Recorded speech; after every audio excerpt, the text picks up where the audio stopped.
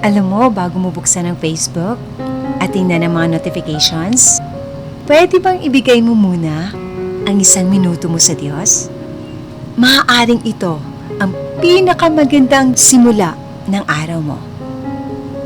Alam mo, sa pagising natin, madalas agad tayong abala sa ating mga plano, mga trabaho at mga responsibilidad. Pero paano kung ngayong umaga, ang Diyos muna ang ating unang kausapin? Alam mo, hindi naman siya naghihintay ng mahabang panalangin o mga perpektong salita. Alam mo, ang nais lang niya ay ang pusong tapat na lumalapit sa Kanya.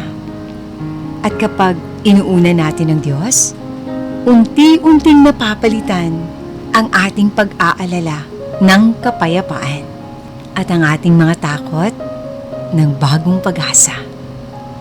Bukas subukan mo na ibigay sa Diyos ang unang 5 minuto ng araw mo. Baka doon magsimula ang pagbabago na matagal mo nang hinihiling.